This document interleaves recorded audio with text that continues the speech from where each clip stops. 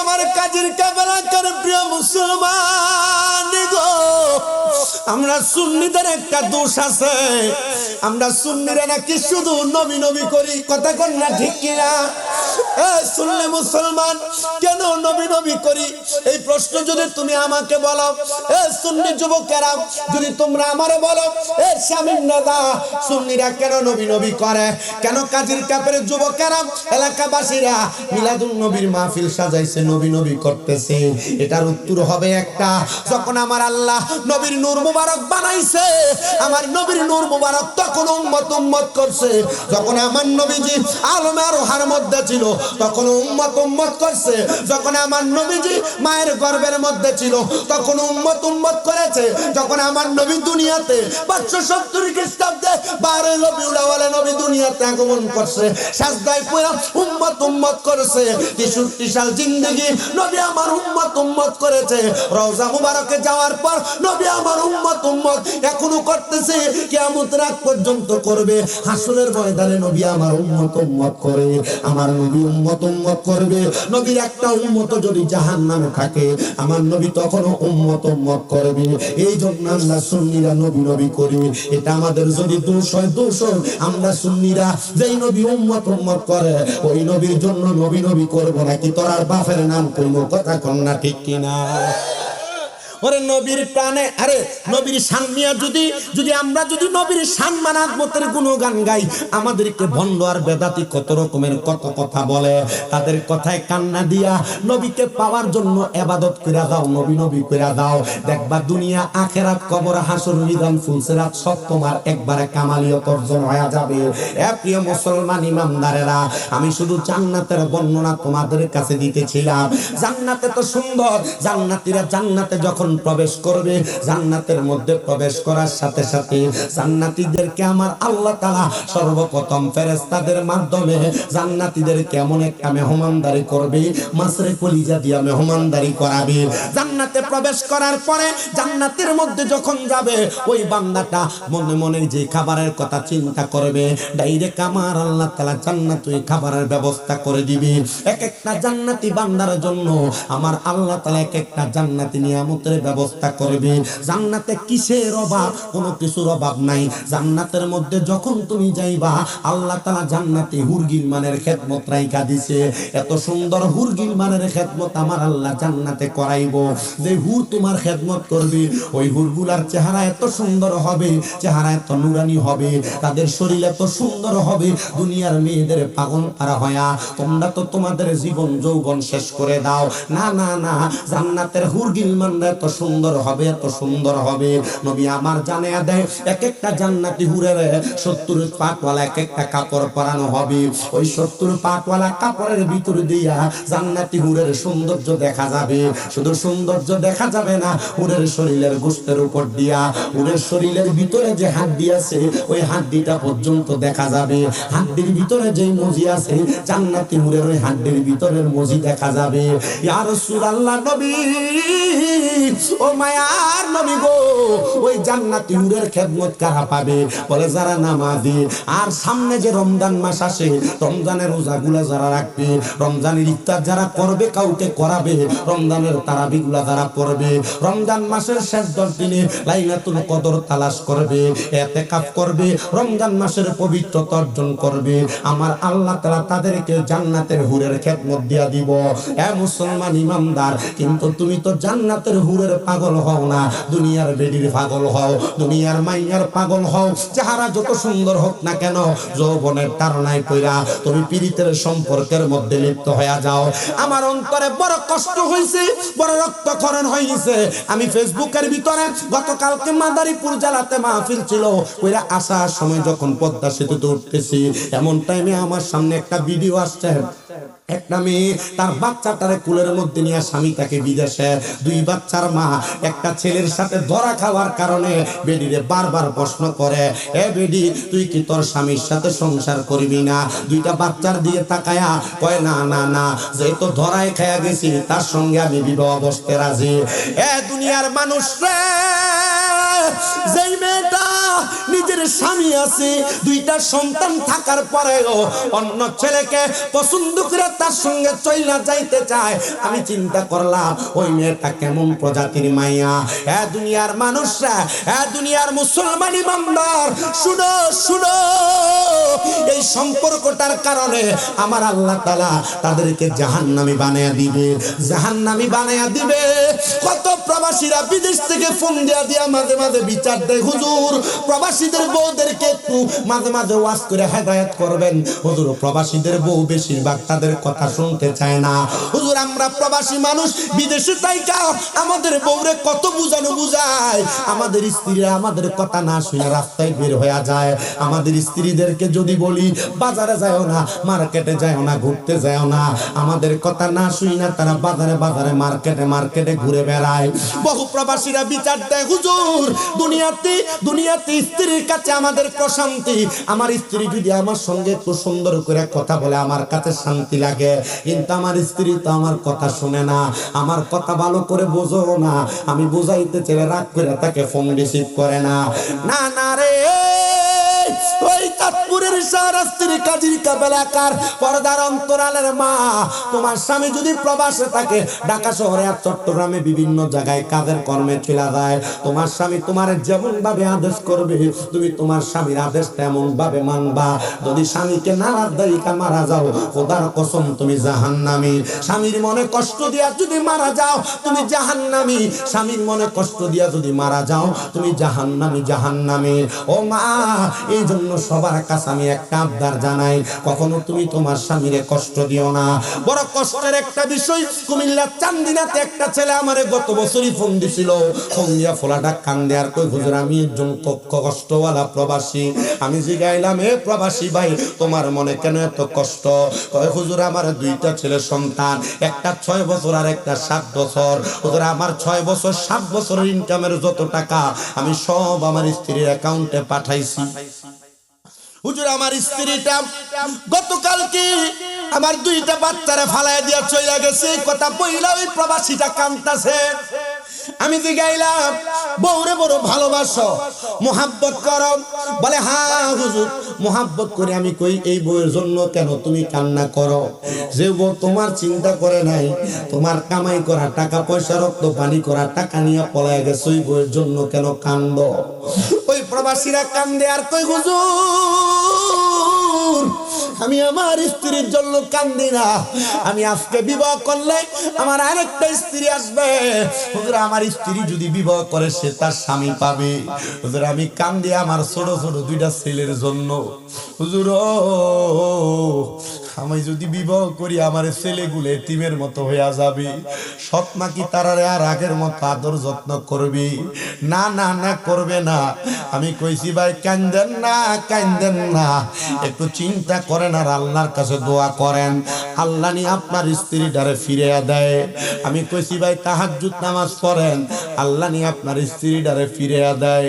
এই পোলা ঠিক 7 দিন পরে আমারে ফোন দিয়া কান্দে, হুজুর আপনার কথা শুনে তাহাজ্জুদ পড়া পড়া কানছি, আমার বউ এখন আমারে ফোন দিয়া কয় তারে আমি ওই জায়গায় আছে তারে আনার জন্য। আমি জিগাইলাম কি লাগা তুমি আইবা? আর আমার ঘর থেকে আইবাই যে তো যাইলা কেন? এ আমারে শুধু বলছে, স্বামী গো আমার জীবনের সবচাইতে বড় ভুলের একটা আমি কইরা ফালাইছি। আমি জিগাইলাম কি ভুল করছেন? আপনার স্ত্রী কি জবাব দিতে? হুজুর সে যেই নাগরের সাথে পলাইছে ওই নাগর তার কাছে থাকা 12.5 লাখ টাকা নিয়া তারে ছাইরা দিয়া রুম থেকে কই জানি চলে গেছে। আমি চিন্তা করলাম একটা প্রবাসীর মনে তো কষ্ট দেয়া বউ ফালে, ওই প্রবাসীটার মনে তো কোনো শান্তি নাই, ওই প্রবাসীটার মনে তো কোনো শান্তি নাই। আবার গতকালকে ফেসবুকে যে সুন্দর একটা লাল কাপড় পরা মাইয়া দেখছেন, ওই মাইয়াটা যে প্রবাসীর স্ত্রী, ওই মাইয়াটা বলতেছে আমার স্বামী আমার কোনো চাহিদা পূরণ করে না। বেডি এমনি খুলে কয় স্বামী কাছে আসা লাগে না, আমার পারিপার্শ্বিক একটু চাহিদা আছে, চাহিদা পূরণ করা লাগে। বউ যদি টিকে রাখতে চাও, তোমরা যারা স্ত্রীকে মারধর করো, স্ত্রীকে গালাগালি করো, স্ত্রীদের ব্যাপারে বাজে বাজে মন্তব্য করে এই ব্যাপারেও সাবধান থাকবা। কারণ আমরা শুধু মহিলাদের দোষ দিলে চলবে না, মাঝে মাঝে আমরা পুরুষ মানুষের দোষও স্বীকার করা লাগবে। একটু থেকে একটু হইলে আমরা বিডির বাপ দাদার নাম তুলে গালি দেই, দেয় না?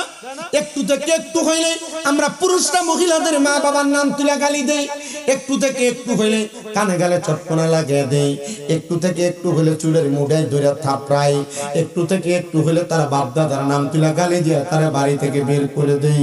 কিরে মুসলমান, তুমি কি জানো না তোমার স্ত্রীর কাছে তোমার বড় প্রশান্তি, তোমার স্ত্রীর কাছে তোমার বড় আরাম। জান্নাতের কিছু কিছু স্বাদ আর মজা আমার আল্লাহ তাআলা পুরুষদের জন্য তার স্ত্রীর কাছে দিয়া দিছে। ও পুরুষ মানুষেরা, স্ত্রীদেরকে গালি দিও না, মন্দ কথা বইল না। আমি গত বছরে এই ওয়াজগুলা কইরা দিয়া গেছিলাম, তবুও ঘরে আসার পরে এক মহিলা আমার কাছে বিচার দিছে, হুজুর গত বছর তো আমরা বেরিয়েতে বালা কওয়াই কইছেন, হুজুর পুরুষ মানুষরা স্ত্রীদেরকে গালি দেয়, এগুলা কেন বলেন না? আল্লাহর নবী বলে, হে পুরুষের দলেরা, তোমরা তোমাদের স্ত্রীদের মা বাবার নাম তুলে গালি দিও না। নবী গো কেন? আমার নবী কয়, আমি নবী হইলাম মহিলাদের বাবা, আর যদি তুমি তোমার বউরে অমুকের জি কইয়া গালি দাও, তাহলে গালিটা তো যায় নবীর স্ত্রীর উপর আর নবীর উপরে যায় পড়ে। হে মুসলমান, এই জন্য তোমরা তোমাদের স্ত্রীদেরকে গালি দিও না। আমার নবী কয়, তোমরা তোমাদের স্ত্রীদের গালের মধ্যে রাগ করো না। আর আমরা থাপ্পড়টা দিতে গাল আছে একবারে ঠক্কর করে মারে, না না না মুসলমান, থাপ্পড় মারো না। নবী আমার কয়, তোমাদের স্ত্রীরা তোমাদের কাছে সাময়িক সময়ের মেহমান মাত্র, এই জন্য তোমরা তোমাদের স্ত্রীদেরকে প্রহার করো না।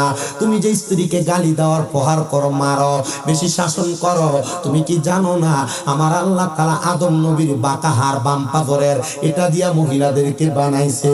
যদি বেশি টাইট দিতে চাও ভাঙ্গা যাবে, আর যদি বেশি ছাড় দিয়া দাও এটা আবার উড়াল পঙ্কে হয়ে যাবে। এই জন্য শালীনতা, সুন্দর কথা, সাবলীল কথার মাধ্যমে যেমনি তুমি বোঝাইতে পারো তোমার স্ত্রীরে, বোঝায়া তুমি তোমার ঘরে প্রবেশ করাও, দেখবা তোমার সংসারে বড় শান্তি। আমি বলছিলাম জান্নাতের আরামের কথা, জান্নাতের মজার কথা, জান্নাতের আরামের মজা তো বুঝলেন। এবার জান্নাত পেয়ে খুশি হইয়েন না, জাহান্নাম নামক একটা জায়গা আছে। এ মুসলমান, দুনিয়া দুনিয়া কইরা বাড়ি ঘরের পাগল হইয়া একটা টিনের ঘর বানাইলে মাথায় পোকা উইটা থাকে।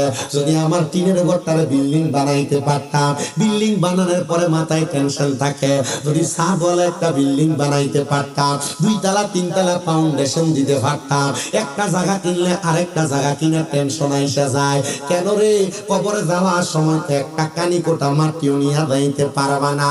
এই জন্য সবার কাছে আবদার জানায়, আল্লাহর নবী জানায়া দেয় যে দুনিয়াতে যত বেশি সম্পদের মালিক, আসরের ময়দানে তার তত বেশি হিসাব। এই জন্য দুনিয়ার সম্পদের পাগল না হইয়া, টাকা পয়সা ধন দৌলতের পাগল না হইয়া আল্লাহ নবীর প্রেমে পাগল হও। আর যদি তুমি দুনিয়ার সম্পদের পাগল হও, কবরে যাওয়ার পর তুমি এটার কোনো জবাব দিতে পারবা না। আমি এটার উপরে আপনাদেরকে একটা ঘটনা শোনাবো, তার আগে আপনারা একটু জবান করে মহাব্বতে পড়েন। পরের জায়গা পরের জমি, পরের জায়গা পরের জমি, ঘর বানায় আমি রই, আমি তো সেই ঘরের মালিক নই গো, আমি তো সেই ঘরের মালিক নই। বলো পরের জায়গা পরের জমি, পরের জায়গা আমি ঘর বানায় আমি রই, আমি তো সেই ঘরের মালিক নই রে, আমি তো সেই ঘর খানা যার জমিদারি, আমি পাই না তাগার হুকুম জারি। সেই ঘর খানা যার জমিদারি, আমি পাই না তাগার হুকুম জারি। আমি পাই না জমিদারের দেখা, মনের দুঃখ কারে কই, আমি তো সেই ঘরের মালিক নই। বলো পরের জায়গা পরের জমি, পরের জায়গা পরের জমি, ঘর বানায় আমি রই, আমি তো সেই ঘরের মালিক নই রে, আমি তো সেই। আরে জমিদারের ইচ্ছা মতো যাই না জমি চাষ, তাই তো ফসল ফলে না রে দুঃখ 12 মাস। হাইরে জমিদারের ইচ্ছা মতো দেয় না জমি চাষ, তাই তো ফসল ফলে না রে দুঃখ 12 মাস। আমি খাজনা পাতি সবই দিলাম, জমিন আমার হয় যে নিলাম, আমি খাজনা পাতি সবই দিলাম, তবু জমিন আমার হয় যে নিলাম।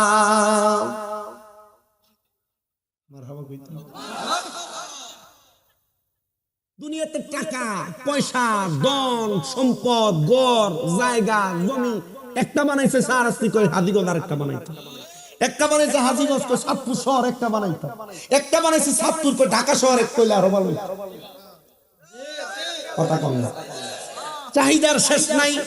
আর আল্লাহ কয় লা ইউকাল্লিফুল্লাহু নাফসান ইল্লা উসআহা, আমি কারো সাধ্যের বাহিরে কোনো কিছু ছাফাইয়া দেই না। তুমি একটা বাড়িতে থাকার সাধ্য আছে, আল্লাহ তোমার একটা দিব, দুইটা বাড়িতে মালিক হওয়ার সাধ্য আছে, আল্লাহ তোমার দুইটা দিব। তো তুমি পাগল কেন হইয়া যাও? পাগল হইও না, সব সম্পদের হিসাব দেওয়া লাগবে। কিন্তু আমি যদি এক রাইতে 40-50 হাজার কামাই করি, টেনশন তারি, 1 লাখ টাকার একটা বান্ডিল যদি কালকে মাহফিল কিছু মাদারিফুস, তো মোটামুটি অনেক তাড়াতাড়ি বাইশ আমাদের কুমিল্লার হাইওয়ে পুলিশ অফিসারের বাড়ি মাদারি, রাজউর থানা লুমদি গ্রাম। তো এখানে আল্লাহর ওলির মাজার, যেখানে পুকুর আছে বিশাল, কোনো মানুষের কোনো কিছু দরকার হইলে রাত্রে যে নামাজ পড়ে 2 রাকাত পুকুরের কাছে কিছু চাইলে আল্লাহ তাআলার কুদরতে পুকুর থেকে সকাল ওই জিনিস পেয়ে যায়।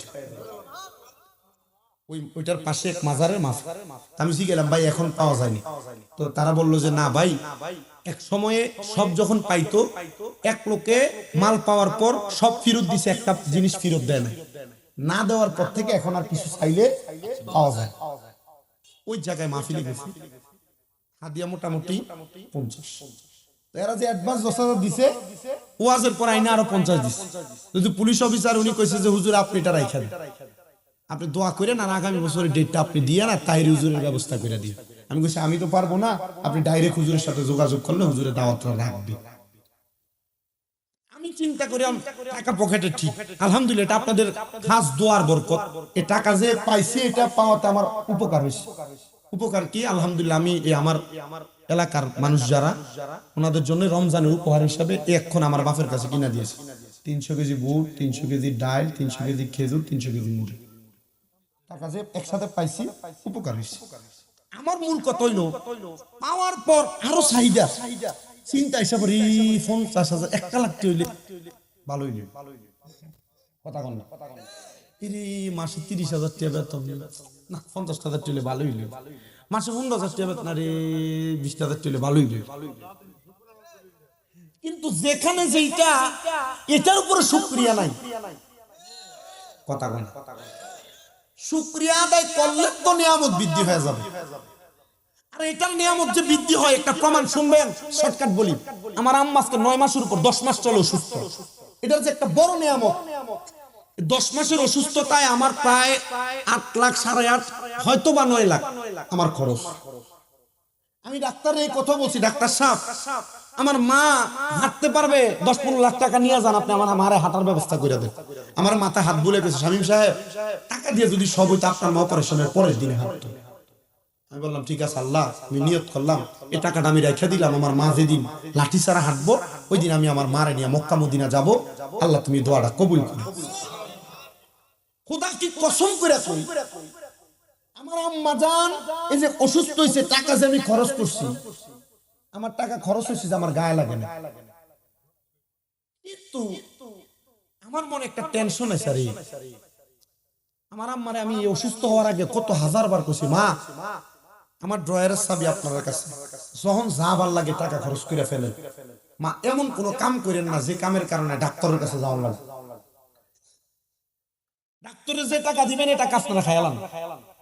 আমি কইছি আমার আম্মারে, কেন ডাক্তারের কাছে যাওয়ার টাকা আমি দিতে পারলাম, কিন্তু আপনি যে 2 তালা 3 তালা এই পরীক্ষা ওই পরীক্ষা এটা নিয়ে দৌড়াদৌড়ি করবেন, এটা আমার সহ্য হতো না। আমার আম্মা এখন কান্দে, ফুতে কইছি আমার যে টাকা চলে গেছে, আচ্ছা 9 লাখ টাকা আপনার কাছে, আমি এই বয়সে আপনার কাছে কি মনে হয়? বহুত না? আল্লাহর কি অশেষ রহমত, এই সিজনের শুরু দিয়ে খরচ হইছে। আমি এমনও মাহফিলে গেছি সিলেটে, হাদিয়া 45,000 কথা দিছে, এক মহিলা নিজেই না 30,000 টাকা মুখ করে এনে দিয়ে কইছে হুজুর আপনার ওয়াজ শুনি ভালো লাগে এটা আপনারা বেড়ির ফুতে বেড়ির নাতি সবাই না দিয়ে দেয়। আমি বুঝছি আরে এটা আমার ওয়াজে লেগে দেয় না, ওই যে আমি আমার মারে খেদমত করে এই টাকা পয়সা ব্যয় করছি আল্লাহ আমারে লেগে দিতেছে।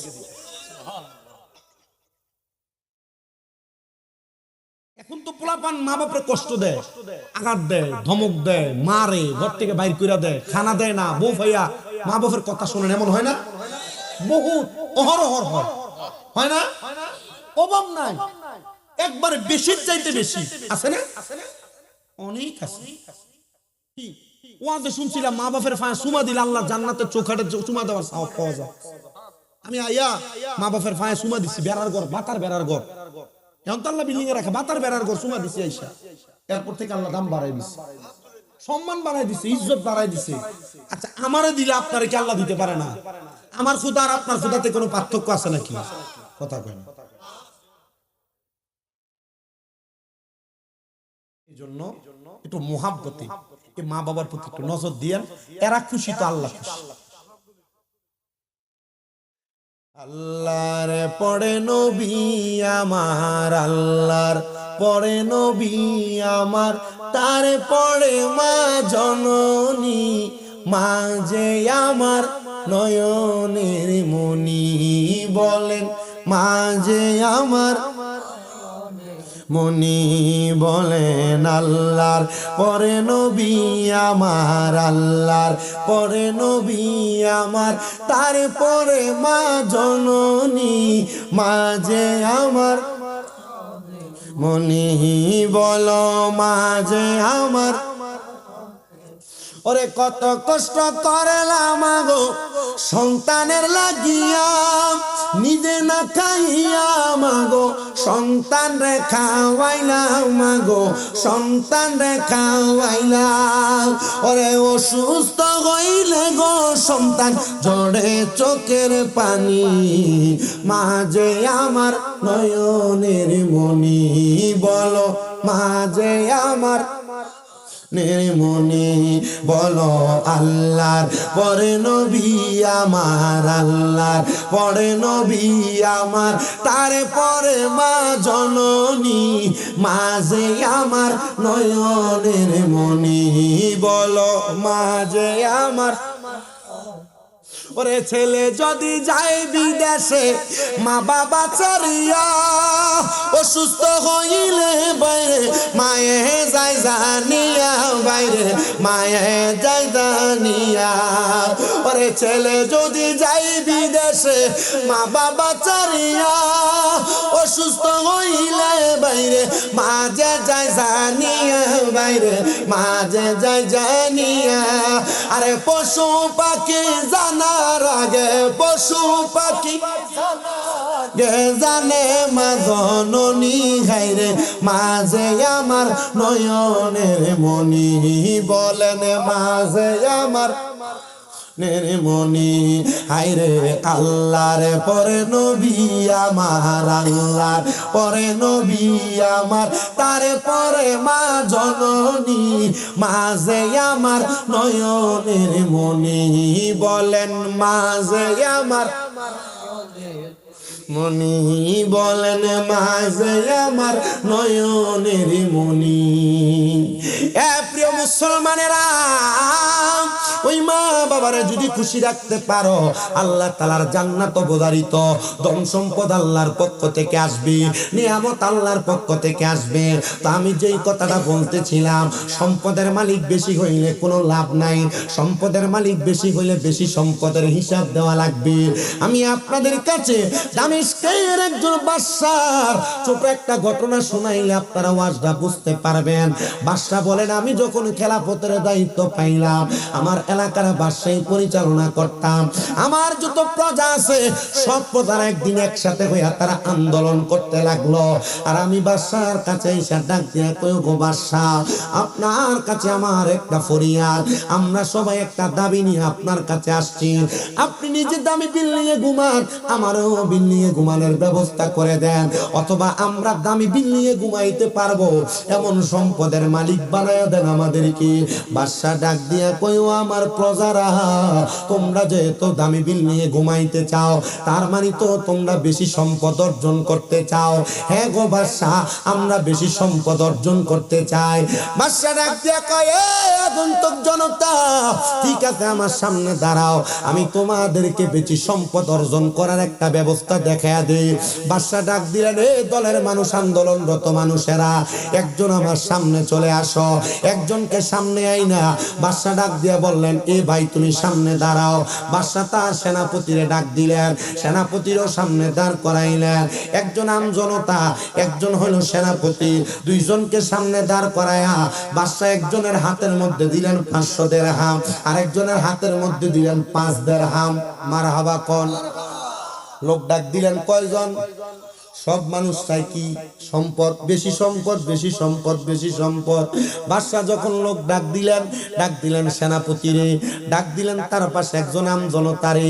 সেনাপতিরে দিলেন 500 দিরহাম, আমজনতারে দিলেন 5 দিরহাম। বাদশা ডাক দিয়ে কয়, এ সেনাপতি আর আমজনতার একজন, আগামীকালকে তোমাদের সম্পদের সমাধান দেওয়া হবে। যাও, তোমাদেরকে যাকে যেই টাকা দিয়েছি তোমরা সে টাকাটা দিয়ে, দিরহামটা দিয়ে খরচপাতি করো। আগামীকাল তোমরা আমাকে সে খরচের হিসাব দেওয়া লাগবে। বাদশা যখন এই কথা বলছে, এই কথা বলার সাথে সাথে সেনাপতি 500 দিরহাম পেয়ে বাজারে যায় দামি দামি খানা কিনছে, দামি দামি জামা কাপড় কিনছে। আর প্রজাটা 5 দিরহাম পেয়ে কই 5 দিরহাম দিয়ে কি করব? 5 দিরহাম আমি বাদশার স্মৃতি হিসাবে আমার কাছে রাইখা দিলাম। যখন রাইখা দেয়, এমন টাইমে একজন ফকির তার সামনে আইসা হাতটা বানায় কয়, আল্লাহর ওয়াস্তে ফি সাবিলিল্লাহ আমারে কিছু দিয়া দেন। এবার ফকিরটারে 5 দিরহাম বাহির করে দিয়ে দিছে। সেনাপতি 500 দিরহাম দিয়া কাপড়, জামা কাপড় কিনা, দামি খানা কিনা, সব খানা পেনা করলেন। যখন পরের দিন আসরের নামাজের ওয়াক্ত হয়ে গেছে, এলাকার সব মানুষ দলে দলে বাদশার বাড়ির সামনে, এলাকার সব মানুষ যখন বাদশার বাড়ির সামনে দাঁড়াইলো, বাদশার বাড়ির সামনে দাঁড়ায়া এলাকার সবগুলা মানুষ ডাক দিয়া কয়, ও বাদশা, আপনি কি আজকে আমাদেরকে সত্যি সম্পদ দিবেন? বাদশা বলে, সম্পদ দিব, তবে তোমরা আমার সামনে আইসা দাঁড়াও, বড় একটা চুলার মতো চুল্লি বানাও, বড় একটা আগুনের কুণ্ডলি জ্বালাও। আগুনের কুণ্ডলিটা জ্বালায়া পরোটা তাওয়ার জন্য যে তাওয়া তৈরি করা হয়, এমন একটা তাওয়াকে তোমরা সেটার উপরে দিয়া দাও। বাদশার যেমন কথা তেমন কাজ, কথা মোতাবেক ওই বাদশাটার সামনে সুন্দর করে একটা তাওয়া বানাইলেন, সুন্দর করে একটা চুলা বানাইলেন। চুলার মধ্যে আগুন দিয়া তাওয়াটা চুলার উপরে দিয়া দিলেন। আগুনের গরম এত ভাব, গরম এত সেক লাগতেছে, তাওয়াটা গরম হইতে হইতে একবারে লাল হয়ে গেছে। বাদশা ডাক দিয়া কয়, ও আমার প্রজারা, এবার আসো, কালকে কারে দিলাম 5 দিরহাম তুমি সামনে, কাকে দিলাম 500 দিরহাম তুমি। বুঝতেছেন আপনারা? বুঝতেছেন? সেনাপতি বাদশা ডাক দিছে কয়জন রে? বাদশার কাছে সম্পদের লাগে আছে পুরো এলাকার মানুষ। দুইজনে ডাক দিয়ে, একজন সেনাপতি, একজন প্রজা। সেনাপতি দিছে 500, প্রজারে দিছে 5 টাকা। কি করছে? আল্লাহর রাস্তায় দিয়ে দিছে ফকিরকে। আর সেনাপতি 500 দিরহাম দিয়ে জামা কাপড় খানা যা আছে সব কিনছে। পরের দিন আসরের সময় সবাই আসছে, এ বাদশা, তুমি আমাদেরকে কি সত্যি সম্পদ দিবা? তো সম্পদ দাও। তো বাদশা বলছে, ঠিক আছে সম্পদ দিব, তোমরা বড় একটা গর্ত করো, চুলা বানাও। চুলা বানাইয়া এই গর্তটার চুলাটার ভিতরে তোমরা আগুন জ্বালাও। আগুনটা জ্বালায়া এটার উপরে বড় একটা তাওয়া বিছিয়ে দাও। কি বিছিয়ে দাও? তাওয়া বিছিয়ে দাও। আগুন জ্বালাইতে জ্বালাইতে কঠিন গরম, কঠিন গরম করার পরে ওই বাদশা ডাক দিয়া বলে, আমার প্রজা, তুমি তোমার 5 দিরহামকে কি করছে তাওয়ার উপরে দাঁড়ায় হিসাব দাও। আচ্ছা, গরম ফরোটা তাওয়ার উপর আঁতরা রাখলে কি এটা থাকবো না ফুরবো? এখন যদি ফাও রাখে, ফাও কি থাকবো না ফুরবো? কিন্তু পায়ের চামড়ার তলার একটু শক্ত হওয়ার কারণে একটু সময় একটু হইলো বেশি লাগে। প্রজা ওই তাওয়ার উপরে দাঁড়ায় আমি আমার 5 দিরহাম আল্লাহর রাস্তায় সদকা করে দিছি বলে লাভ দিয়া নাইমা গেছে। একটু গরম বা পানি দেওয়াতে পাটা একবারে ঠান্ডা। এবার এই টাইমে বাদশা ডাক দিয়া কয়, এ সেনাপতি, এই তাওয়ার উপরে দাঁড়াও, 500 দিরহাম কি কি কাজে ব্যয় করছো বলো। পুরা ময়দান স্তব্ধ। সেনাপতি কান্না করে দিছে, আর ডাক দিয়ে কয় বাদশা, আপনি কি আমারে এটা বুঝাইতে চাইছেন নাকি যে আমি যত সম্পদ অর্জন করেছি এগুলার হিসাব এমন একটা গরম তাওয়ার উপরে দাঁড়ায়া দাঁড়ায়া দেওয়া লাগবে? পারি না, গাড়ি না, সম্পদ না, মা মইরা গেলে তুমি আপনার সন্তানের লাশ মারি দেওয়ার আগে বাপের জমি জমা ভাগ বাটোয়ারা করালে হারাবারি লাগে। ফেসবুকে না ইউটিউবে এক ভিডিও দেখলাম, বাপের লাশ মারি দিতে দেয় না, বলছে আগে জমি ভাগ করো এরপরে লাশ মারি দিবে। এমন অহরহর ঘটনা দেখলাম। বেটা মইরা চেয়ারে ঢেলান দিয়ে রয়েছে, বেটার এই মরা লাশ চেয়ার থেকেও সরাই নাই, এই লাশের টেবিলের উপর থেকে টিপসই নিয়ে সম্পদ নিয়ে যাচ্ছে। এজন্য লিখতেছে, আরে চোখেরই পলকে তুমি হতে পারো লাশ, চিরতরে বন্ধ হবে তোমারই নিঃশ্বাস। পারেন তো আপনারা, পোলাপানি বেশি পারে, আপনারা যারা পারেন একটু মহাব্বতে পড়েন। আরে চোখেরই পলকে তুমি হতে পারো লাশ, চিরতরে বন্ধ হবে তোমারই নিঃশ্বাস। হবে এলান তোমারই নাম মসজিদের মাইকে, হবে এলান তোমারই নাম মসজিদের মাইকে। বাড়িওয়ালা নাই রে বাড়ি, নাই রে দুনিয়াতে, বাড়িওয়ালা নাই রে বাড়ি। আরে বাড়ি গাড়ি মিল ফ্যাক্টরি টাকার পাহাড়, বিলাসিতায় কেটেছে জনম কতই অহংকার। আরে বাড়ি গাড়ি মিল ফ্যাক্টরি টাকার পাহাড়, বিলাসিতায় কেটেছে জনম কতই অহংকার। দামি কাপড় ছেড়ে হবে, দামি কাপড় ছেড়ে হবে সাদা কাফন পরিতে।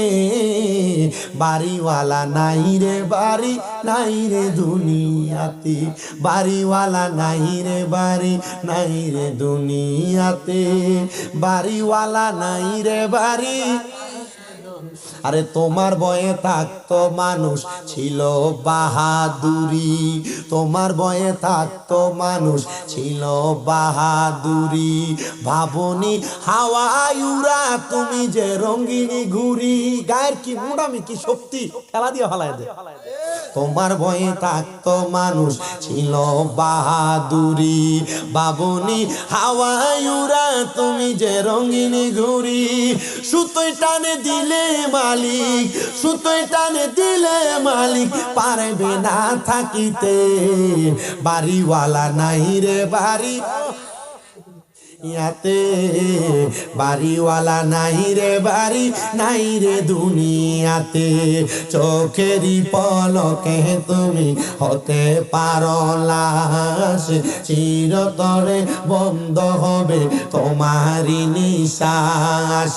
হবে এলাম তোমারই নাম মসজিদের মাইকে, বলো হবে এলাম সবারই নাম মসজিদের মাইকে। বাড়িওয়ালা নাই রে বাড়ি, নাই রে দুনিয়াতে, বাড়িওয়ালা নাই রে বাড়ি, নাই রে। বাদশার সেনাপতি ডাক দিয়া কয়, বাদশা আমি যদি এই তাওয়ার উপরে দাঁড়াই, আমি দাঁড়াইয়া বলতে হবে আমি তোমার 500 দিরহাম দিয়া আমার পুরা পরিবারের জন্য জামা কাপড় কিনছি। আমি দাঁড়াইয়া বলতে হবে এই টাকা দিয়ে আমি খানা পেনা কিনছি। আমি দাঁড়াইয়া বলতে হবে এই টাকা দিয়ে আমি সুগন্ধ কিনছি। বাদশা গো, আমি যদি এই তাওয়ার উপরে দাঁড়াই, আমার পায়ের পাতা আমার পায়ের সাথে থাকবে না, তাওয়ার মধ্যে গইলা যাবে, রান্না হয়ে যাবে। বাদশাকে একবার বলেন না আমারে কি মাপ দেওয়া যায় না? আমার নবীজি রাহমাতুল লিল আলামিন নবীর একটা হাদিস বাদশা শুনিয়ে দেয়, দুনিয়ার আমার পদার দলেরা, এবার তোমরা বলো কার কত সম্পদ লাগবে, কার কত জমি জমা লাগবে। আমি বাদশা প্রয়োজনে আমার বাদশাই ছেড়া দিতে রাজি, তবুও আমি তোমাদেরকে খুশি করতে চাই, কারণ তোমরা মানুষ, তোমরা যদি খুশি হও আমার আল্লাহ খুশি হয়ে যাবে।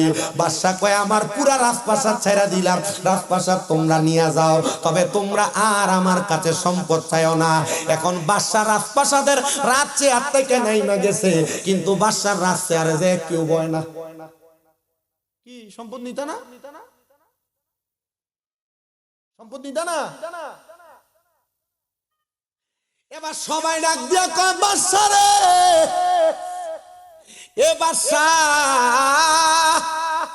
আমরা তো এই রাজপ্রাসাদ নিতাম না, তো তুমি যে থাকো হিসাব দিবা কেমনে? বাদশা হিসাব দিব কেমনে? বাদশা ডাক দিয়া কয় দুনিয়ার মানুষ, আমি হিসাব কেমনে দিব? আমি তো এটা নয় এই প্রত্যেকদিন রাত্রবেলা ঘুমাই না। আপনারা মনে করছেন টিহার মালিক আরামে ঘুমা, হুদা কথা। এটি ঘুমের ট্যাবলেট কিনা নিও, খাইয়া 3টা-4টা আমারে খা, ঘুমায় না। কথা কয় না দাও। টিয়া পয়সার মালিক যারা মাসি আর ঘুমায় না। ও হ্যাঁ, পা কামড়া, হাত কামড়া, ডায়াবেটিস, প্রেসার, গ্যাস্ট্রিক, আলসার সব সমানে। কথা কয় না, ঠিক কি না? আবার আরেক জাতের হইসল আছে যে কিপটিয়া, টিয়া পয়সা যা সব ব্যাংকে নিয়ে চুবাইছে। কথা কয় না। এই যে রোজার মাস আইতাছে, একটা গরিব দুঃখীর একটা দিনের ইফতার দিত না। কথা কয় না। একটা গরিব দুঃখীর একদিনে সাহারি কিনে দিত না। হ্যাঁ মুরগার রান্ডি সবে খাইবো, এই রমজান মাসটা যে আইবো গরিব দুঃখী কি দিয়া খায় একবার খবরও লইত না। এটি টিয়া ডাক্তারে খাইব। কথা কয় না। অনেকটা টেনশন। আমি আমার হুজুরি জি গেলাম, হুজুর ডাক্তারে যে খাইবো তা আমার যে গেলি গেল। আমি তো আপনার এই যে কইলাম যে 300 কেজি কইরা 300 পরিবারের জন্য আমি রেডি করছি। হুজুর তা আমি তো মানুষের খাবাই, বছর তো একবার একটা গরু ছাগল কাটতে মানুষের খাবাই। তো হুজুর আর ডিজে গেল, ওই তোর আল্লাহ ইমানি পরীক্ষা করি। আল্লাহ মানছি, আনালে কি ফেসে যে হল্লা মিলে। এই সম্পদওয়ালারা, টাকাওয়ালারা, এই বিত্তশালীরা, সম্পদের হিসাব কিন্তু আমার আল্লাহর কাছে দেওয়ান লাগবো। শুধু বাড়ি গাড়ি বানাইলে চলবে না, সম্পদ বেশি বেশি ব্যয় করো, সম্পদ বেশি বেশি দিব আল্লাহ। তুমি যত দিবা আমার আল্লাহ তত দিব। আল্লাহর নবী কয় লা ইয়ারহামুল্লাহু মান লা ইয়ারহামুন নাস, যে ব্যক্তি মানুষের প্রতি দয়া করে না আমার আল্লাহ তার প্রতি দয়া করে না। আর আমরা দেশের বহু সম্পদওয়ালা আছে রমজান মাসে যাকাত দেয়নি। ওরে কি যাকাত দেয় শুনো রে, 40টা কাপড় আনে, 40টা লুঙ্গি আনে। এই 40টা লুঙ্গি আর কাপড় দিয়ে যাকাত দেওয়ানোর পরে এই কাপড় বাড়িতে নেওয়ার পরে এক দোয়া দিলে আর এটা ভিন্দন যায় না। আপনারা এখন এমন কাপড় দিয়ে যাকাত দেন না, বেড়াই তো সমাজে। এমন কাপড় আর লুঙ্গি দিয়ে যাকাত দেন না, বেড়াই তো সমাজে। এ বেড়া যদি যাকাতের টাকা হিসাব করে, এলাকার একটা গরিবের 1 বছরের যাকাতের টাকা দিলে বেড়ার পরের বার যাকাত খাওয়ান লাগে না। বাংলাদেশে যেই পরিমাণ সম্পদশালী আছে, যদি 3 বছর হিসাব করে যাকাত দেয়, বাংলাদেশ আগামী 3 বছর পরে একটাও ভিক্ষুক থাকবে না। কথা কই না। হিসাব করে যাকাত দেয় না। আমি আপনাদেরকে বলে দেই, হিসাব করে যাকাত হলো প্রতি 1 লক্ষ টাকায় 2500 টাকা করে যাকাত দেওয়া লাগবে। এবার আপনি যত কোটি টাকার মালিক হন দেওয়া লাগবে। নবী আমার কই উম্মতের ভিতরে এমন শ্রেণীর মানুষ আসবে কিয়ামতের আগে, যারা যাকাত দেওয়ার তারে জরিমানা মনে করবে, অথচ যাকাত দিলে তাদের সম্পদ পবিত্র হয়, যাকাত দিলে তাদের সম্পদের পাহারাদার আমার আল্লাহ হয়। জোরে জোরে কন্যা মারহাবা। এজন্য প্রতি 1 লাখ টাকায় 2500 টাকা করে করে যাকাত দিবা। মারহাবা কন। আমার এক চাচা প্রশ্ন করছে, তো যাকাত দে প্রতি 1 লাখে 2500 করে দিব, কত টাকা? 7.5 ভরি স্বর্ণের দাম হইলে তাইলে না যাকাত দিব। তো আমার তো বাবারে 7.5 ভরি স্বর্ণের দাম নাই। আমি কইলাম বেড়া, যে বেড়া যাকাত দেয় হে বেড়া 7.5 ভরি স্বর্ণের দাম হিসাব করে না।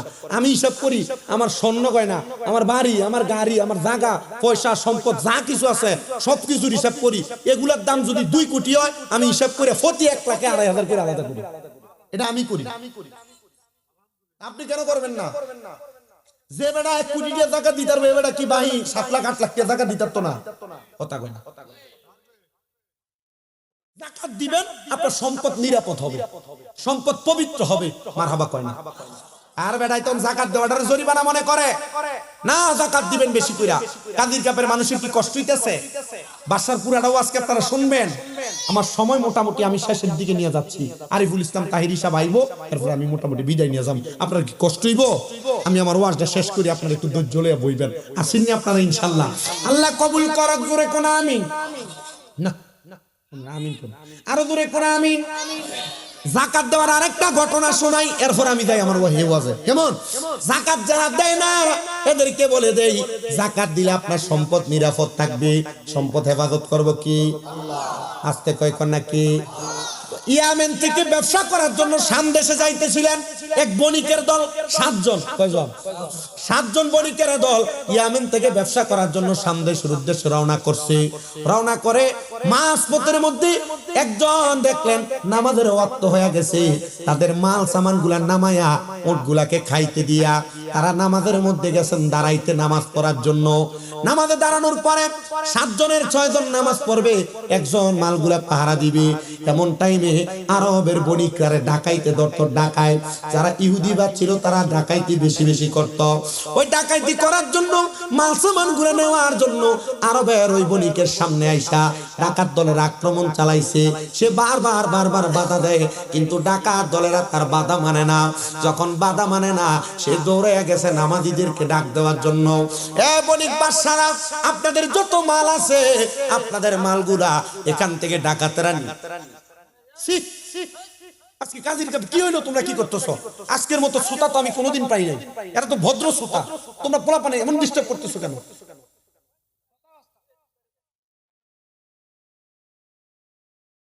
গত বছর মাশাআল্লাহ আপনারা যেমন ছিলেন, গত বছর শ্রোতার থেকে আজকের শ্রোতাগুলো আমি পাইছি একবারে নিট বাসকারা শ্রোতা। আপনাদের কোনো লড়াচড়ি নাই, নিরাল ওয়াজ শুনতেছে। গত বছর একটু হাউমাউ ছিল।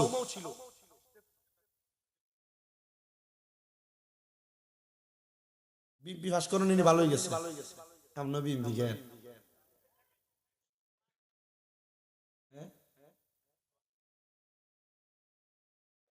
আচ্ছা বাদ দিন, বাদ দেন। রাজনীতির আলাপ মাতি না, রাজনীতির কথাগুলো খাদ্য লাগিয়েছে। এটা ভালো না? এটা না ভালো। বহুত মোল্লারা দেখবেন স্টেজের ভিতরে আইয়ে ওয়াজ করতে হয় রাজনীতির কথা। যেটি স্টেজের ভিতরে রাজনীতির কথা বুঝবেন যে এটা সিটার। তোর দাওয়াত দিছে কোরআন হাদিসের কথা, তুই কি রাজনীতির কথা কইস? এর সিস্টেম হলো রাজনীতির কথা কইলে এ দল আর হে দল একটা মুড়ামুড়ি লাগবে আর হে ভাইরাল হবে। দেখেন ইউটিউবের ভিতরে উত্তরবঙ্গের বহুত মোল্লারা রাজনীতির কথা কয়ে কয়ে ভিডিও লাগে। আসলে আমি সিরি আমি বুঝি, আমি কইলে একটা গুতা দিয়ে দিই। পিতে তুই এডি করস। আমি বহুত হুজুরের সিধা করছি, ওনার রাজনীতির ওয়াজ করে না। এডি এমন ভাইরাল হতো যে ভিডিও খাইছে।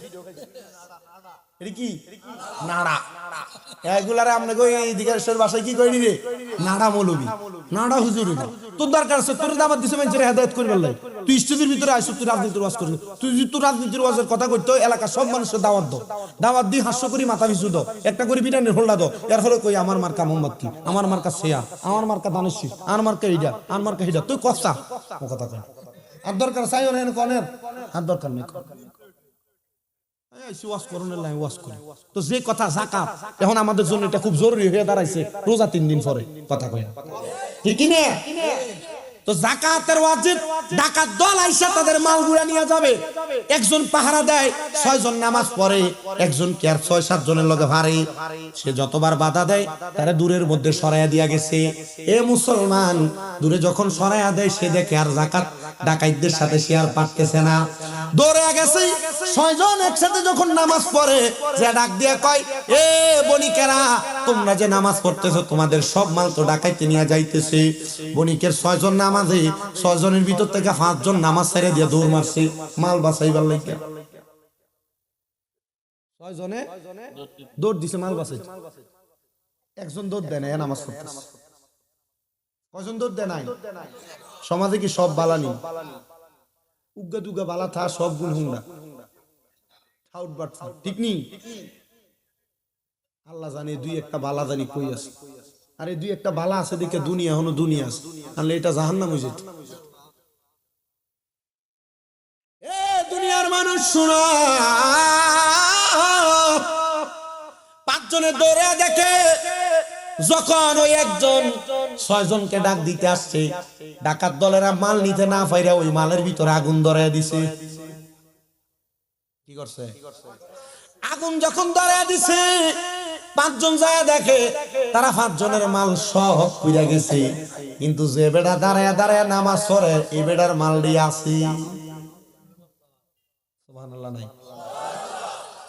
সে নামাজ শেষ করে আস্তে ধীরে সামনে আসছি, আস্তে ধীরে সামনে আসার পরে দেখতেছে সব পুড়া গেছে, সবার মাল পুড়া গেছে, কিন্তু তার মালগুলা ফুরে নাই। কিন্তু মালগুলা যে কাপড়টা দিয়া ঢাকনা দিছে এই কাপড়টা শুধু ফুরছে।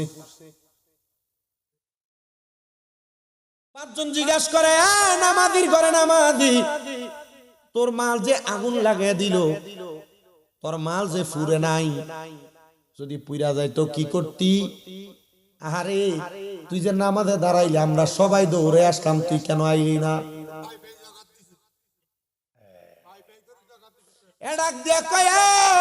আমার বণিকের দল, আমি যেই মালগুলো এখানে নিয়ে আসছি আমি আমার প্রত্যেকটা মালের যাকাত আদায় করেছি, এজন্য আমার মালের নিয়ে আমার কোনো চিন্তা নাই।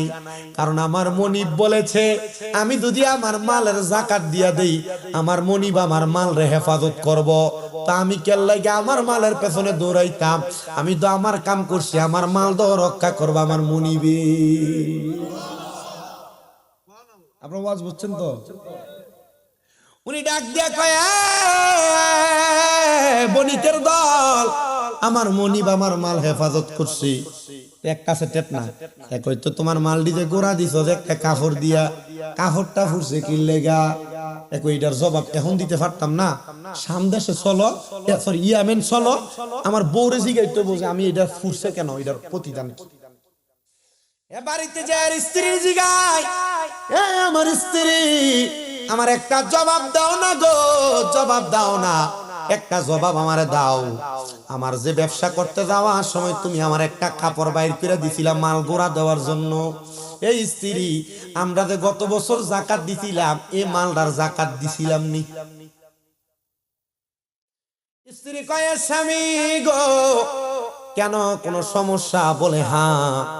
স্ত্রী ডাক দিয়া কই, এ মালটা আমাদের কাছ থেকে আমাদের প্রতিবেশী নিয়েছিলেন ধার দেনা, ঋণ হিসেবে নিয়েছিল। ঋণ হিসেবে নেওয়ার কারণে আমরা এই মালটার যাকাত দেই নাই। বলে যাকাত যেহেতু দেও নাই, বাহিরে আইয়া কইয়ে, ভাই শুনো, আমার যে কাপড় দিয়ে আমার মালগুলা ঘোরা ছিল এই কাপড়টা পুরার কারণ হইল আমি গত বছর আমার সব মালের যাকাত দিছি, কিন্তু এই ঢাকনা দেওয়া কাপড়টার যাকাত দেই না। একজন কয় কেন? এই কাপড়টা ছিল আরেকজনের কাছে ধার হিসেবে। বলে ধার হিসেবে যদি কারোর কাছে কোনো টাকা পয়সা থাকে আর ওই টাকা পয়সা পাওয়ার যদি সম্ভাবনা থাকে তাহলে ওই ধার দেওয়ালা টাকারও যাকাত দেওয়া। এত সোজা না? ঠিক আছে তো? বড় কঠিন আবার খুব সহজ, মানলে সহজ। মানে এত দেয় না।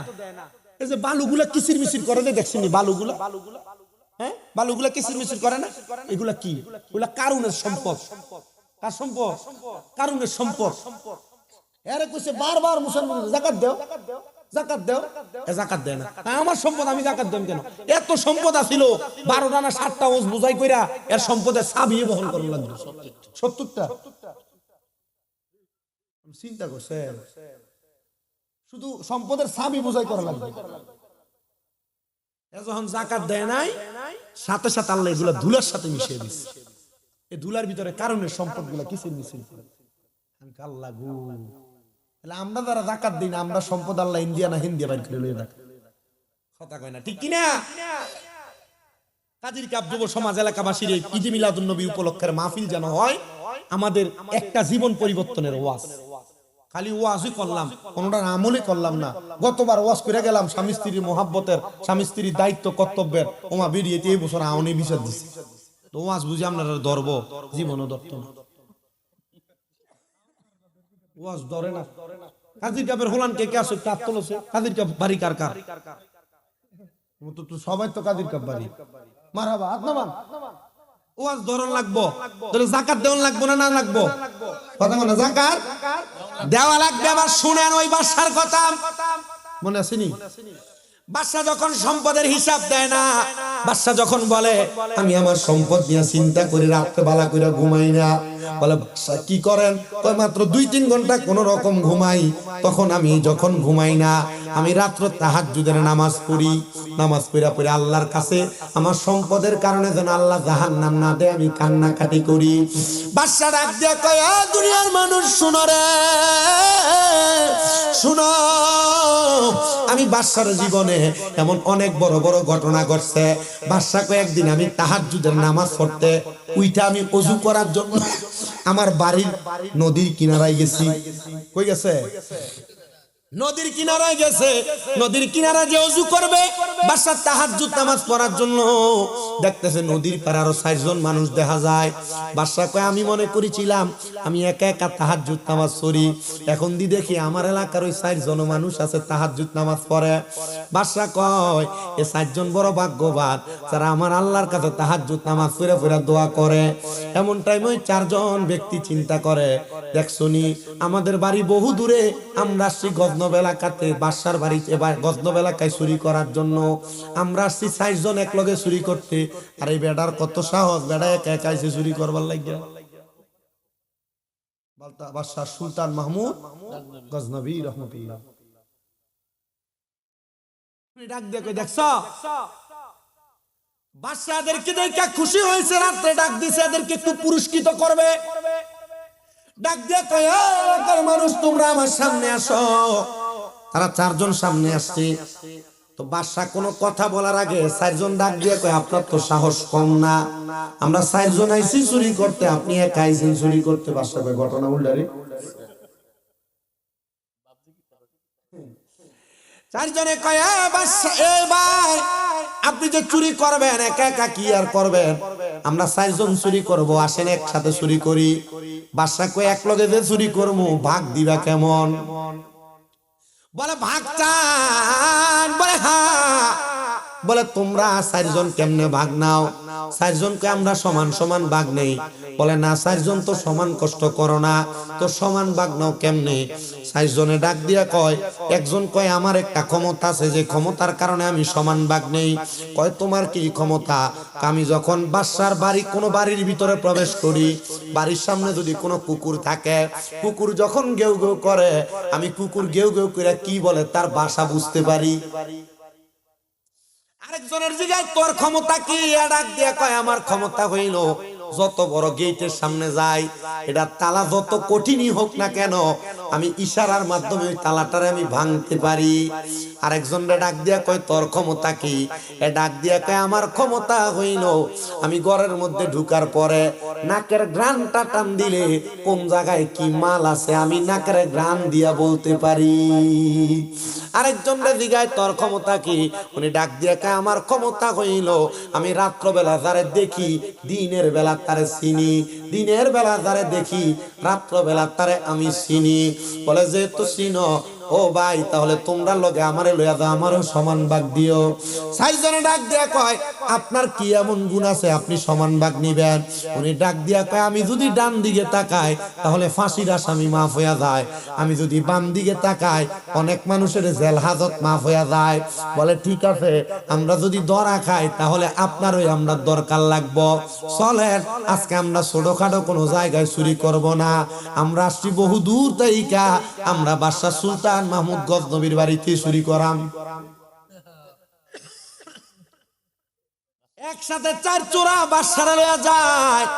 তো বাদশার বাড়ির সামনে একটা কুকুর, এটা ঘেউ ঘেউ করে। বাদশা জিগায় কুকুরের বাসা বুঝনেওয়ালা ভাই তুমি কও এ কুকুর ঘেউ ঘেউ করে কি বলছে? ডাক দিয়া কয় কি বলছে? কুকুরটার মনে হয় রাত্রবেলা বালা করে খায় নাই। কুকুর বলতেছে বাড়ির মালিক রে লইয়া নাকি বাড়িতে চুরি করতে যায়। আচ্ছা বলেন আমরা 5 জন হইতো চোর, এখানে বাড়ির মালিক কই থেকে? আসলে কুকুর কি হেজা কইছে না মিছা? মানুষ বেঈমানি করে, কুত্তার জাত বেঈমানি করে। এটার উদাহরণ আমার নিজের ঘরের দরজা। আমার নিজের ঘরের দরজার সামনে কুত্তা একটা থাকে, এটার পাও ভাঙছে, আমি এটারে দড়ি দিয়া বাঁধছি, ওই ইয়া দিয়ে কাপড় দিয়া টানা দিয়া বাঁধছিলাম, বাঁধার পরে পাও ভালো হয়ে গেছে। এটার পা এই ঘাড়ের ভিতরে কেটা জানি কিতা দিয়া খুব দনে সামরে উঠে গেছে একবারে ফুচে গেছে। আমি পাউডার আইনা গ্রুপ পাউডার আইনা এক প্যাকেট ডাইলা দিছি, কারণ দইলা তো দিতে পারতাম না, দিছি পুরাটা মাশাআল্লাহ শুকিয়ে গেছে। আজকে সকালে আমি বললাম না মাদারীপুর মাহফিলে গেছি, আসার সময় আমি আইছি তো আমার আম্মা আবার ওই সকালবেলা তো হাঁটে ব্যায়াম করে, তো হাঁটতে হাঁটতে আমাদের যে বাড়িতে থাকি এই বাড়ি থেকে আমাদের পুরান বাড়ি আছে, পুরান বাড়ির দিকে হাঁটতে হাঁটতে আইছি।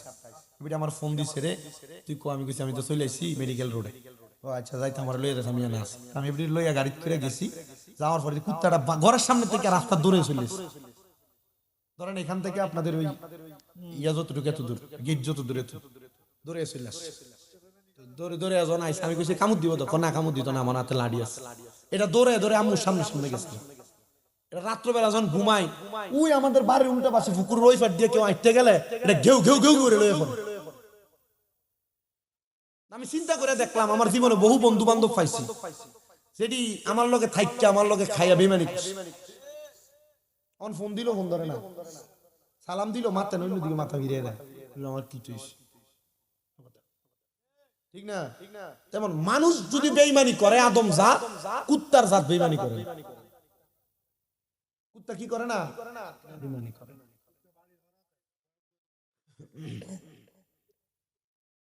বাসা ডাক দিয়া কয়, তাহলে তুমি কুকুরের বাসা বুঝো ঠিক। আচ্ছা চলো, কুকুর হয়তো ঠিকই রাত্রে খায় নাই, এই জন্য কুকুর উলুট পালুট বকে। এবার সামনে গেছে ঘরের বড় দরজা, ডাক দিয়া কয়, এ তালা ভাঙনেওয়ালা ভাই, তুমি তাড়াতাড়ি তোমার চোখের ইশারা দিয়া তালা ভাঙ্গো। সে কি যেন হাতরা একবার লাড়া দিয়া কি দিয়া গুতা দিছে, ডাইরেক্ট তালা খুলে গেছে। ঘরের মধ্যে প্রবেশ করছে, জিগা নাকের সুগ্রাম দিয়া, কে বুঝতে পারো? উনি কয় আমি পারি। বলে বলো কোথায় কি আছে?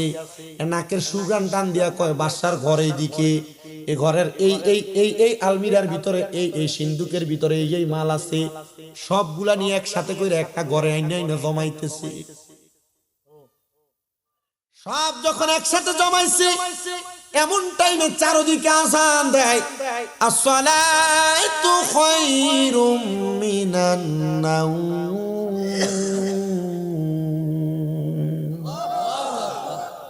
আরিফ ভাই, আরিফ ভাই ফোন, আসসালাতু খায়রুম মিনান নাওম, ঘুম থেকে নামাজ উত্তম। যখন আযান হয়ে গেছে, আযান হওয়ার সাথে সাথে বাদশা কয়, তারা যখন মালগুলা নিয়ে একটা ঘরে গেছে, আমি তাহাজ্জুদ নামাজ ওই দিন তারার কারণে পড়তে পারি নাই, কিন্তু ফজর নামাজ তো ছাড়া যাবে না, আমি তারার একটা ঘরে ঢুকাইয়া বাহির থেকে তারার দরজাটা মাইরা দিছি। বাচ্চা নামাজ পড়লাম, ডুল টঙ্কার বাজে পুরো গজনবের মানুষকে একসাথে করছে। এই গজনবের মানুষ, গজনবের মানুষ গো, বাদশার বাড়িতে চুরি করতে চাই, চোরাইছে। আয়ো আজকে তোমরা সবার সামনে বিচার হবে, তোমরা সবাই চলে আসো। সকাল যখন হইছে, শত শত হাজার হাজার মানুষ বাদশার রাজপ্রাসাদের সামনে।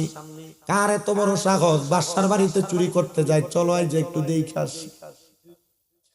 চার চোরারা কাঠ গড়ায় দাঁড় করায়া বাদশা তার রাজ সিংহাসন বিচার কার্য পরিচালনা করার জন্য যখন বসছে, সবাই ওই চোরগুলারে দেখে, কিন্তু যে আইসা চোরেরা দেখে দেখে অবাক হইয়া যায়।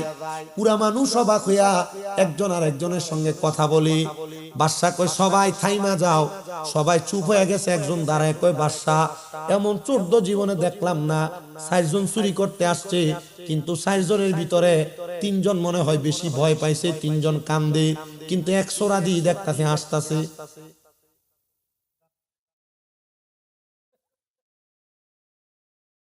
যেটা রাতকে দেখলে দিনে চিনে এটা আসে। বাদশা ডাক দিয়ে কয়, চোরের দল, এ 3 জন তোমরা কান্তাছ, তুই কেন লাগা হাসস? ডাক দিয়ে কয়, বাদশা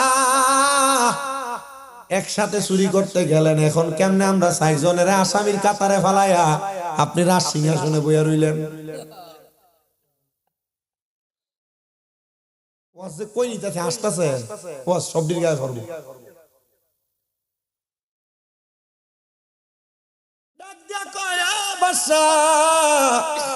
আমি এজন্য হাসি, আপনি তো বলেছিলেন আমাদের সামনে দাঁড়ায়া আপনি ডাইনে তাকাইলে হাসির আসামি মাপ, বামে তাকাইলে আপনি আমাকে বলেছেন জেল হাজত মাপ। বাসায় এবার কি বিচার করবেন আপনি করেন, আপনি ডাইনে বামে এখানে বসার পর কয়েকবার চাইছেন।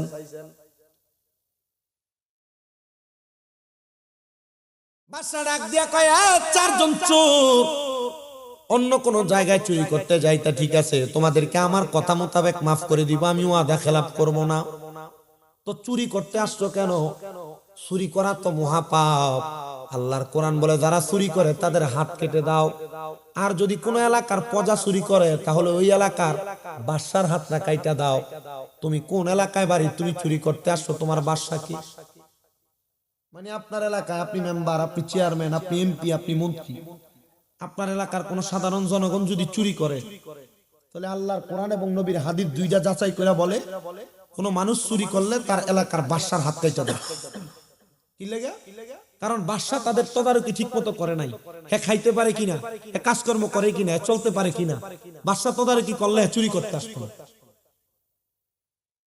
আর মাশাআল্লাহ আমরা সমাজে সব ঠিক, মেম্বার আছে আর ডাইলে চুরি করে। কি বহুত মেম্বারের বাড়ি খাটের তলে চালের বস্তা পাওয়া যায়। আমি আপনাদের এলাকার কথা, আপনাদের এলাকার মেম্বার জন না আছে কইয়েন, চেয়ারম্যান জন না আছে, আমি এমন বহুত দেখছি। চাউল 20 কেজি আর দেয় 10 কেজি এক বালতি।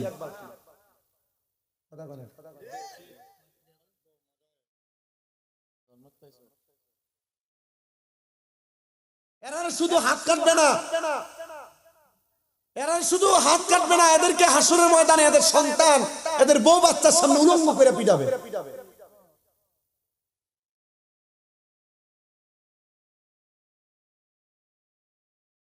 প্রিয় আল্লাহর বান্দা, রাসূল পাকের উম্মত, একটু মনোযোগ দিয়ে শোনার চেষ্টা করবেন, একটু অন্তরের কানটা লাগিয়ে শোনার চেষ্টা করবেন। বাদশা ডাক দিয়া কয় তাহলে বলো তোমরা কেন চুরি করতে আসছো, তোমাদের কারণটা কি? এরা ডাক দিয়া কয় বাদশা আমরা কেন চুরি করতে আসছি জানেন? আমাদের পরিবারের মধ্যে আজকে 14 দিন হয়ে যায়, মানে 2 সপ্তাহ কোনো খানা দানা নাই। বাদশা কয় খানা দানা যেহেতু নাই আমার কাছে বললে তো চলতো, আমি তোমাদেরকে খানার ব্যবস্থা করে দিতাম।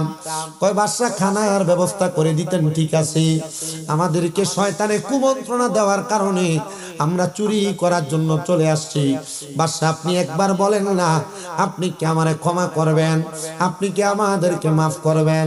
বাদশা ডাক দিয়া কয় এ 4 জন মানুষ ঠিক আছে, এখন থেকে তোমরা আমার এই রাজপ্রাসাদে চাকরি করবা, রাজপ্রাসাদে চাকরি করবা, তোমাদেরকে বেতন দেওয়া হবে, আর তোমরা চুরি করো না। 4 জন ডাক দিয়া কয় হ্যাঁ বাদশা যেহেতু আপনার কাছে আমাদেরকে চাকরিতে রাখছেন, আমাদের কাজটা কি একবার বলেন।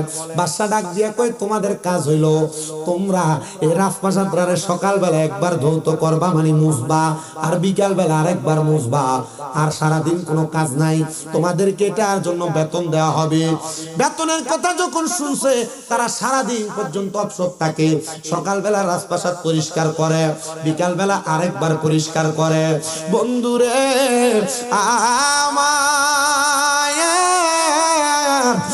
আমার কাজের কাপের মানুষ শোনো, বাদশা 1 সপ্তাহ পর্যন্ত তাদের কাজ কামগুলা দেখতেছি, বাদশা ঘুমায় না, বাদশা ভালো করে খানা খায় না। কখন জানি এরা চুরি করে আবার বাদশার বাড়ির মালগুলা নিয়ে পালায়া যায়। বাদশা যখন ঘুমায় না, 1 সপ্তাহ পরে বাদশা গেছেন একটু আরাম করার জন্য, বাদশার ঘুম আসে না।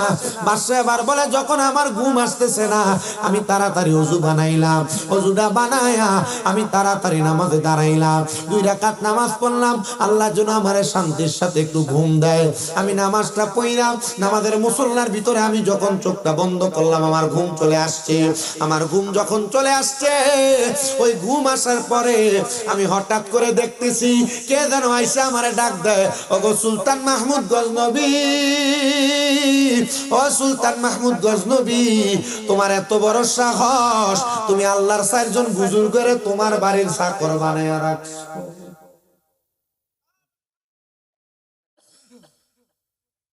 আসিল 7 দিনের ভিতরে এখন স্বপ্নে দেয় এরা কি ওরে জোর করিয়া বুঝতে গেলে তার ঘটে মরণ জ্বালা, কেউ বুঝিতে পারে না রে ওলি আল্লাহর। আরে হুজুর আনার দয়াল পাইজা সুলয়ানা, দয়াল জোর করিয়া দিবে তোরা, জোর করিয়া, জোর করিয়া দিবে তোরা বাবার যত প্রেম জ্বালা, কেউ বুঝিতে পারে না রে পীর মুর্শিদের খেলা, আরে ওলি আল্লাহ খেলা। আরে কেউ বুঝিতে পারে না রে পীর মুর্শিদের খেলা, আরে ওলি আল্লাহর খেলা। কথা কোন ঠিক কিনা? আল্লাহর ওলিদের কুদরতি খেলা কেউ বুঝতে, এজন্য আল্লাহর ওলিদেরকে সম্মান করবেন, তাজিম করবেন, ইজ্জত করবেন। আমরা সম্মান তাজিম সব করি, কথা সত্য, কিন্তু বাংলাদেশে নতুন বহু পীর পাওয়া যায়, ওই ফিসা বাবার সিগারেটও খায়। আছে আছে আছে, কথা কন না ঠিক কিনা? বাংলাদেশে এমন বহু ফিসাব আছে, বেরিয়ার সামনে লইয়া বইয়া তাহে ওদার কসম করে কই, এটা হক্কানি ফির না, এটা শয়তান, এটার যে ফির মানবো এটা নিজেও জাহান্নামে যাইবো। আমি চিন্তা করি আর হিসাব মিলিয়ে দেখছি, যে ফির সিগারেট খায় এ ফিরের মুরিদ হয়তো অবশ্যই গাঞ্জা খায়, কারণ ফির সাহেব যদি সিগারেট খায় মুরিদ গাঞ্জা খাবে, এটাই স্বাভাবিক কথা। কথা কন না ঠিক কিনা? মুসলমান ইমানদারেরা সাবধান, সতর্ক হয়ে যাইবা। দেখছেন নি বাংলাদেশে 5 আগস্টের পরে 90টার উপরে মাজার ভাঙছে, এটার কারণ কিন্তু ওই পিসাবেরা। যদি মাজার গুলাকে ভাঙছে, দেখছেন নি মাজার গুলাকে ভাঙছে, প্রত্যেকটা মাজার ভাঙছে, আমার কলজাত বড় আঘাত লাগছে। কিন্তু আমি চিন্তা করছি মাজার গুলা কিল লেগে ভাঙলো, পরে হিসাব মিলিয়ে দেখলাম মাজারের যে পিসাবার খাদেমরা আছে, মুরিদানরা টেহাডি লইয়া লইয়া এরা পকেট গরম করছে, একটা বিল্ডিং বানাইছে 2 তলা 3 তলা, কিন্তু মাজারের লোক একটা মাদ্রাসা বানাইছে না। খোদার কসম, ওই ফিসাবরা যদি মাজারের টাকা পয়সা গুলা দিয়ে একটা মাদ্রাসা বানাইতো, মাদ্রাসায় যদি 200-300 পোলাপান থাকতো, যে ফকিন্নির হুতাইতে মাজার ভাঙতে আইছিল, ওই মাদ্রাসার ছাত্ররা যদি 200-300 লাড়ি লইয়া তোরানি দিত, মাজার বাগুন না ফকিন্নির হুতাইতে টোয়াইও পাওয়া গেল না। হইনি এক কথা কন না ঠিক কিনা?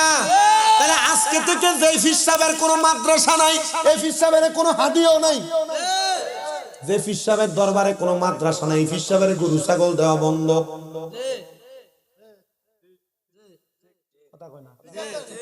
মাজারটিতে ভাঙছে, আপনাদের কষ্ট লাগে নাই? এই মাজার গুলা না ভাঙ্গা যদি এই মাজারের খাদেম ডিরে বাইর করে ভাতলা 2-3টা বাড়ি দিত, আমি খুশি হইতাম। কারণ এই মাজারের খাদেম দিয়ে মাজারের টেহা পয়সা গরু ছাগল যা পাইছে এটি দিয়ে হের পকেট আর ফেটটারে বড় বানাইছে, হের বাড়ি বানাইছে। কথা কন না, হ্যাঁ কথা কন না ঠিক কিনা? আর আমি যে মাদ্রাসা করছি, আমার কলজা ফুরা এত বড় সাহস, আমি চিন্তা করা লাগে না। আজকে তো এক মহিলা অরণ্যপুর কুমিল্লা বাড়ি হেবিডি 100 কেজি বুট, 100 কেজি ডাইল, 100 কেজি মুড়ি, পোলা ভাইনের বিরিয়ানি খাবার লেগে 21 কেজি মুরকা লই একদম মাদ্রাসার সামনে হাজির, অটো দিয়া। খোঁজন লাগছে যাইয়া মাজার যদি না ভাঙতে চান, মাজার গুলার লগে আল্লাহর ওলির দরবার দাবি করেন, যে তো ফিসাব দাবি করেন, মাদ্রাসা করেন। এখন থেকে ওয়াদা করেন যে ফিসাবের কোনো মাদ্রাসা নাই, যে ফিসাবের কোনো মাজারের লগে কোনো মাদ্রাসা নাই, ফিসাবের হাদিয়া দিতাম না, গরু দিতাম না, মহিষ দিতাম না। তুমি হিসাবগিরি করবা আর আমরা টেহা পয়সা খাইবা আর গরু মহিষ খাইবা, এমন ফিসাব আমার দরকার নাই। ঠিক আছে নি? ফির দরকার একবার করা ফির, হক্কানি ফির। ইমামের আব্বানি দরবারে মাদ্রাসা আছে না নাই? আছে। শাহপুর দরবারে মাদ্রাসা আছে না নাই? কালিয়াপুর জালালিয়া দরবার সহ মাদ্রাসা আছে নি? আছে না? ইচ্ছা মতো গরু দেন, ইচ্ছা মতো ছাগল দেন, ইচ্ছা মতো চাল দেন, ইচ্ছা মতো হাদিয়া দেন। কেন? মাদ্রাসা হোলানে খাইবো, ছাত্ররা খাইবো, এগুলা কোরআনের খেদমত করবো, ঠিক কি না? আল্লাহ কবুল করুন। যেই কথাটা বলতেছিলাম, বাদশা স্বপ্ন দেখে কে যেন ডাক দিয়া কয়, বাদশা করলা কি, করলা কি, করলা কি? বাদশা আল্লাহর 4 জন বুজুর্গরে দিয়া তুমি তোমার বাড়ি সাফ করাও। বাদশা যা একটু ঘুমাইতে গেছে 1 সপ্তাহ পরে, একা আমার ঘুম শেষ। এবার আরো 2 রাকাত নামাজের নিয়ত করছে, যে যার নামাজের নাম হলো সলাতুল হাজতের নামাজ। আমার ওয়াজের ভিতরে দেখবেন আনকমন ফজর জোহর আসর মাগরিব এশা এ 5 ওয়াক্তের ওয়াজ কম আছে আমার ওয়াজে। আমার ওয়াজে সলাতুল তাসবিহ, সলাতুল হাজত, সলাতুল খায়ের, এমন সলাতুল তাসবিহ, সালাতুল তাহাজ্জুদ, এমন আনকমন নামাজের নাম হবে। ওই সলাতুল হাজত কেউ যদি বিদেশ যাওয়ার চেষ্টা করেন, সলাতুল হাজতের নামাজ পড়ার চেষ্টা করেন, আপনি বিদেশ যাইতে পারবেন কিনা বুঝবেন। কাজকর্ম করবেন, কাজকর্মতে ভালো হবে না খারাপ হবে। সালাতুল হাজতের নামাজ পড়ার চেষ্টা করলে এটা সালাতুল হাজতের নামাজের মাধ্যমে আপনি যাই না যাবেন, স্বপ্নের মাধ্যমে, মুরাকাবার মাধ্যমে, ধ্যানের মাধ্যমে।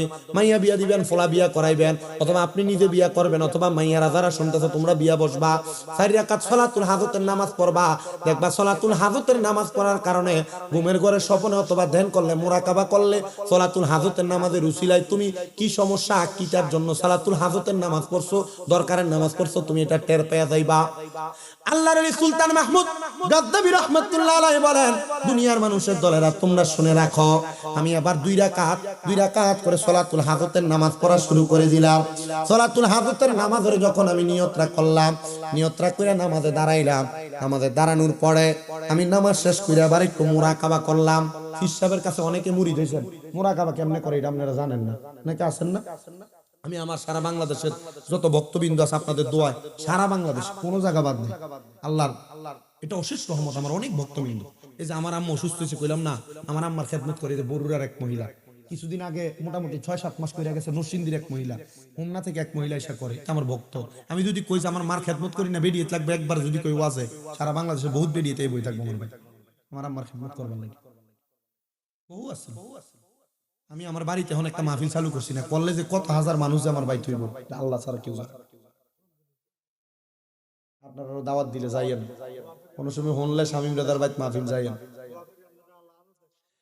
এই বাদশাহ নামাজের নিয়ত করছে সালাতুল হাজতের নামাজ।